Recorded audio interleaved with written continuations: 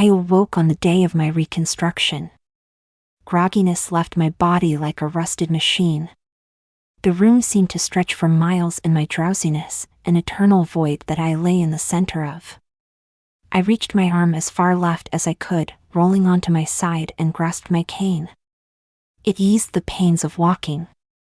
I pressed atop the thin beam and stood erect, my knees still tired from their necessary rest.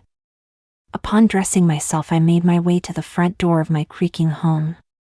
A deep breath, and then out I went into the world once more. The city blared with angrily honking horns and cars zipping by at high speeds. Not a day went by that I hadn't feared for my life at least once while walking down these streets. The stench of exhaust and waste filled the air, intertwined with rich and welcoming aromas of nearby food stands. The concoction wasn't necessarily anything to make someone hungry. I continued my way down the sidewalk. Video ads booming from billboards, taxi cab drivers calling out, and newsstands with small televisions yelping information of today's events all formed an orchestra of busyness in my ears. As I neared a crosswalk, a young woman clasped my arm. "Wait, sir, you don't want to be run over. Here, let me help you cross the street." I grumpily waved her away and continued forth at my own pace. I'd been helped enough in my day, and that would soon be an issue of the past. After crossing the street, I rounded a corner. A quiet pre-recorded voice chirping from an intercom drew my attention to where I needed to go. Getting lost was easy in this city, and sometimes I had no idea where I was going. The intercom yelped and barked self-promotion in a manner as cheerful as any likely overpriced establishment might. I found my way to the door and pushed it agape. The space was very quiet and the air was stale with faint sniffles and coughs breaking the silence amidst the few people who sat in the waiting room. "Hello, sir. How can I assist you today?" a woman said in a calm, reassuring tone. I made my way over, still unsure of my decision. Yes, I have an appointment today at 10 for a reconstruction." A buzzer chimed and startled me, spreading a white chill through my body. "What was that?" I inquired nervously. She responded with the same calm, reassuring voice, "That means it's time for the next procedure. You must be Mr. Edwards. Please, right this way. Advertisements." As she began to walk away, she stopped, spun around, and reached for my hand. "I will escort you to your surgeon now." There it was again, another need to help me walk. Thankfully, in just a few hours I would be able to walk without assistance. The receptionist led me down the hallway through a door on the left. She walked me into a cold room and asked me to wait before leaving. I was surrounded by that same chilling silence I had become too familiar with. Dust found itself in my throat and I let out a small cough that echoed throughout the room. Suddenly the door behind me burst open, lighting up all of my senses and shooting adrenaline through my body until I could feel my pulse in my ears. I whirled my head around to better grasp what had seemingly broken down the door. "Mr. Edwards, I'll be your surgeon this morning. You're wanting a reconstruction. Is this correct?" His tone seemed stressed and he was mildly out of breath. In light of this observation, I realized I was still holding mine. "Yes." I heaved, releasing the air from my lungs. The surgeon shifted to his heels for a moment. "Don't be nervous. This is a common procedure." I adjusted my posture and shifted myself so that I was facing him. "So I have a few concerns I'd like to discuss before we dash." "As much as I'd like to talk about your concerns, I have several more patients waiting on me. It's a cakewalk. You'll be fine." He nonchalantly reassured me. It became evident that this surgeon had no patience for patients. "Come on then, we'll get this over with in no time. This way." He placed his arm around the lower half of my shoulders and helped me to the operating room. The doctor asked me to lie down. The bed was made of cold leather that stuck to my arms, and its length felt just a bit too short for me so that my feet dangled off the end. I fluttered my feet like a tyke. The surgeon made his way to me and placed something over my nose and mouth. "This will make things go quicker for you. Take deep breaths and we'll see each other soon." I heeded his orders and breathed in, filling my lungs with air, and released. I took another in and then another release. My efforts to do this task became more and more cumbersome with each breath. I grew light and began to lift off the table into nothingness. My thoughts grew further and further apart, and I almost forgot why I came here. Then I remembered, and my face melted away into a tiny smile. My mind went black. A low murmur slipped its way into a crack in my hearing, like a small mouse cautiously on the prowl for a snack. The sound ceased. The same murmur oozed out into my eardrums, louder and longer this time, somewhat forming a rhythmic beat as it went. The sound halted once more. Then came the murmur once more, but this time it was audible. I felt myself come back to life. I could feel my entire body again, and I remembered everything and why I was here. I began to shift from excitement, but felt a warm hand rest easy on my shoulder. It was the surgeon. "Mr. Edwards? Mr. Edwards. There he is. Now I need you to stay relaxed. You've been out for some time, and I need to go grab some antibiotic solution for you to take home. Try not to move or mess with your bandages while I'm gone. It'll only be a minute." He stepped out of the room, and my patience wore thin immediately. I sat up and began working to remove the bandages. I wanted to see everything. I wanted to see how successful the procedure was. As I unwrapped the bandages, I felt small nicks and pricks from the adhesive used to hold them in place being pulled unstuck from my skin. After each revolution of the wrap being removed, the more excited I became. I finally made it to the last revolution. I paused and took a deep breath, closing my eyes tightly for the big reveal, and slowly peeled it off. I opened my eyes and, oh my God! Tears crashed waves onto my cheeks. Everything was perfect. So vibrant and radiant. I had no idea what color meant until this moment, and even though I didn't understand how it worked, it was utterly magnificent. I looked down at my body, my hands and feet, my arms and legs. I looked so weird. Not what I expected.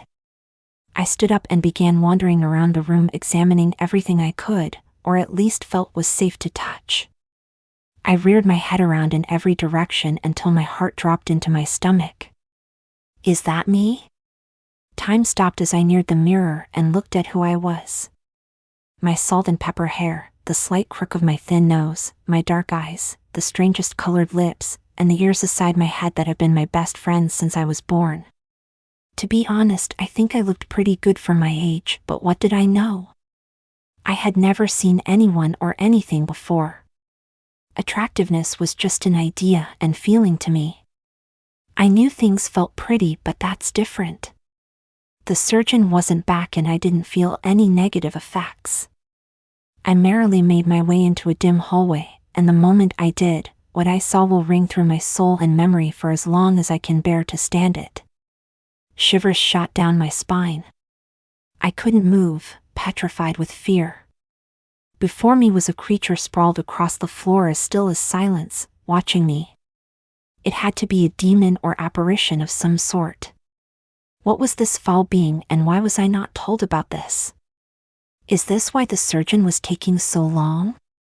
Had it devoured that poor man? Was I next on the menu? I took a half step forward, and as soon as I did, the creature grew larger, as if ready to attack. My jaw dropped and I nearly stumbled to the floor from shock. I regained my balance, leaped back into the room, and slammed the door. I pressed my back against the thin barrier and waited. Nothing. What madness was this? I shut my mind off for a second, suppressing my overwhelming fear. I couldn't just stay there locked up in that room forever. That'd be ridiculous. I had to make a run for it. I grabbed a shimmering tool from a nearby tray. It was short with a rough grip and tipped with what looked to be a very sharp, small blade. This could do some damage if it came down to it. I gripped it tight and made my way toward the door. I gathered my thoughts and played the situation through my head. When I felt ready, I burst through the door. The creature rose from the ground once more as I entered the hallway. I leaped into a gallop, throwing the blade at it. Too panicked to see if I hit my mark, I rounded a corner and burst through a door, ramming it into the surgeon's face and sending an ear-shattering crunch through his nose. "Oh my God, my nose!" The surgeon belted, dropping the antibiotics to grip his face. Advertisements. Move. Everyone out. Run before it gets you too. As I yelled, I caught a glimpse of the nurse who had helped me previously. She was gorgeous. Her skin was flawless and her hair was of a miraculous color. I was so caught off guard by the nurse that I stumbled over a seat. The room of patients stared at me wide-eyed. "What are you waiting for?" I cried. "It's coming." As I smashed through the front door, I went nearly blind from a light in the sky casting its piercing rays down into my newborn eyesight. This must be the sun. I winced, shut my eyes, and covered them with my hands. I stumbled around for a moment, disoriented, frequently opening and squinting my eyes trying to get them to adjust. A man made his way over to me. "Sir, are you all right? Do you need help?" "No, I'm fine. It's just so damn bright out here." I waved him off as the sun beat down on my face in front of me. I was starting to be able to see again, and as soon as I made that realization, I remembered how I got so disoriented in the first place. That thing. My heart skipped into my throat and I began running again, hopefully in the direction of my home. I wasn't even sure where that was with this new sense to rely on. I would do my best to listen for the landmarks I was familiar with. I was too afraid to look back for fear of laying my eyes on that monstrosity again, its image still printed in my brain. I remembered its faceless body harboring pure darkness with long, thin arms and legs that shivered and contorted in strange intervals. It seemed paper thin, so there's no telling where and when it could pop up again. I decided to take a chance and peek behind me to see if it was still in pursuit. I struggled to swallow my terror as I panted from my sprint. I began to rear my head back slowly and I fully regretted my decision immediately. Behind me was that hideous entity, barreling towards me, nipping at my heels, flailing its arms and legs across the floor, reaching to grab me at every given opportunity. A surge of icy cold white seared my entire body in waves as I lost all control of all rational thought and only did what made sense. Run and survive. As I began to near a busier part of the city, I came up on a clump of pedestrians. The closer I got to them, the more dread befell me. It made no sense. I could not comprehend what was happening. Before me amongst the crowd were nearly an equal amount of these creatures looming around the pedestrians, latched onto them, seemingly controlling their every move. There were too many cars passing through the street to cross, and there were no alleys to veer into. I braced myself, then sprinted harder and leaped through the crowd, shoving people aside, hopping over countless puppeteers of darkness, hearing derogatory barks from strangers behind me until aches began to ripple through my legs. Then I saw it across the street. My apartment, beautiful and almost angelic the way it was lit by the sun lowering from its perch in the sky. I knew it was mine because it was just a matter of feet from the newsstand. Without thinking twice, I bounded across the street, dodging cars with blaring horns. The left headlight of one car nicked my hip and I spun out of control, tumbleweeding to the asphalt. "Watch where you're going, jackass," shouted an angry woman from the driver's seat of the car. Before I could give the demon a chance to catch up, I hopped to my feet and rushed for my apartment. I scrambled for my key, unlocked the door, shoved it open, and slammed it behind me, locking it as fast as I could. It was incredibly dark, but safe. There were no bulbs in the fixtures as I didn't have any friends or family that visited, so I never had use for them.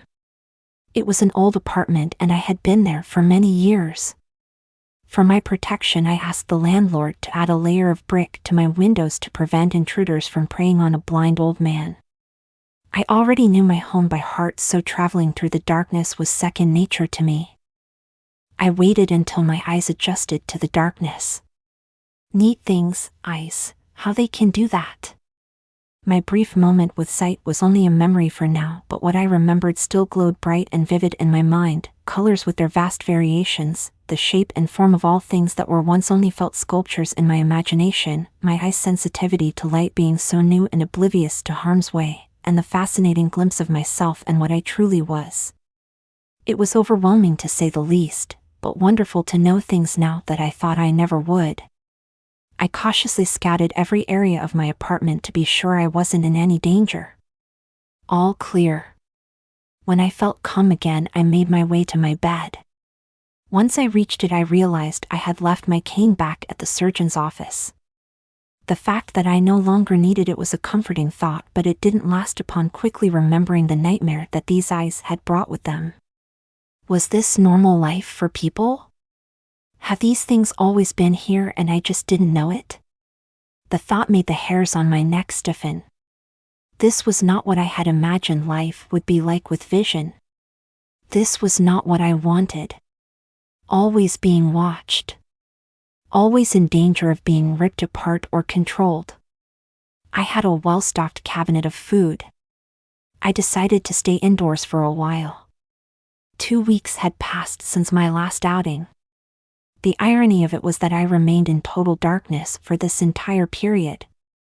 I had grown weary of this existence, but the gravity of the events following my surgery was essentially a thing of the past. I knew it was still out there waiting for me, but I knew I was safe inside. Advertisements. A week later, my food supply was nearly exhausted.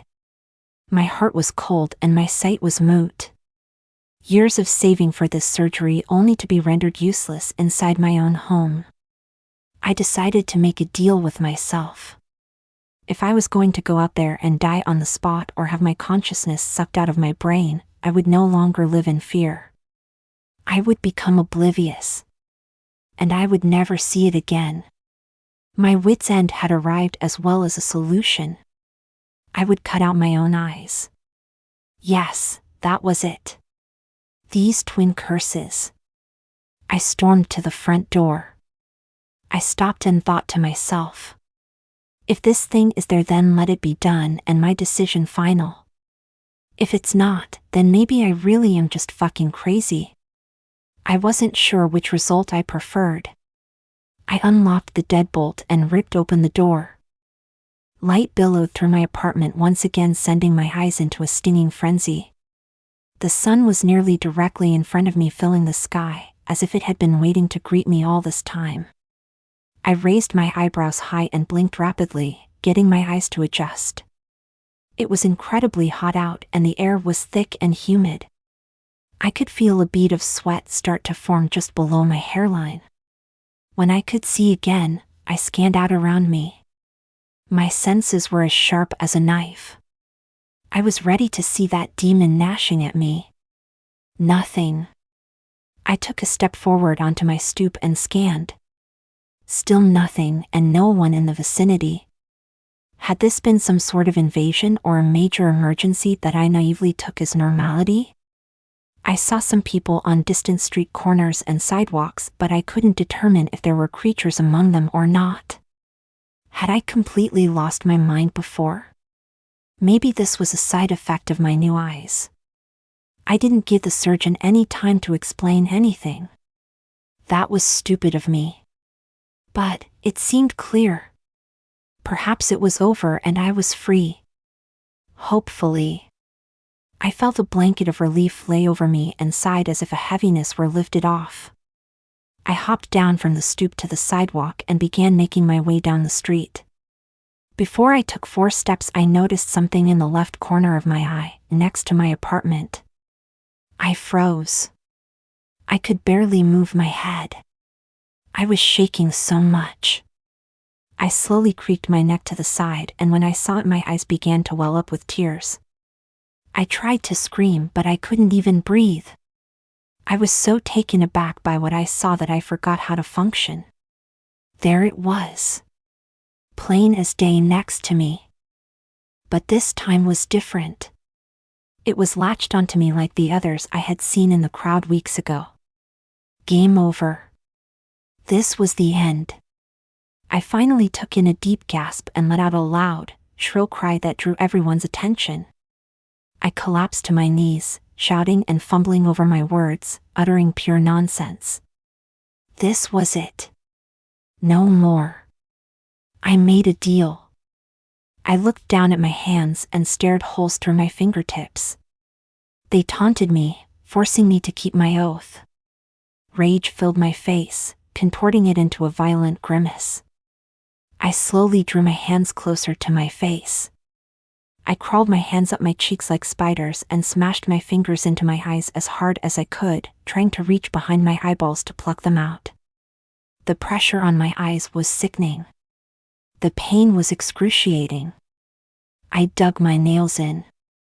My eyes began to stream tears of blood. I stayed strong and dug deeper with my nails, sending piercing, searing pain into my sockets. I screamed even louder than before. I kept clawing, but the pain grew to be too much and I had to stop. I shook my head violently, trying to stay lucid. I had to continue. Damage was done, but my vision still had blurred bits and fragments remaining. The sight was a plethora of swirls and color blending into abstraction. I began again, even more carelessly than before, like I was rummaging through a box of expired fruit, soft and filled with mush. I couldn't breathe anymore. My thoughts were non-existent. I was nothing but agony. It felt like I had shoved a whisk into each orifice and set it to high. And with one final movement, I gripped whatever chunks of my eyes were left and clenched my fingertips until they burst into goop between them. I was once again welcomed back to the dark void I had been cradled in my whole life. My nerves were fried. I was going into shock. I could barely hear the voices waving in and out around me. I heard an older woman's voice break through. "Oh my God, what have you done? Why?" I whimpered out a response. I was blind. I had surgery, but the creatures. Follow me. Following everyone. They're always there. I pointed in a circle around me because I had lost my sense of direction and wasn't sure where the demon was lurking. What I heard the woman say in response hurt me more than the macabre infliction I had just induced upon myself. "Oh, you poor thing." Her voice crumbled with pity. "That's just your shadow." The more she elaborated, the more my heart sank until her words buzzed out into a cloud of loud ringing in my head. Even though I was crying, all I could do was bleed.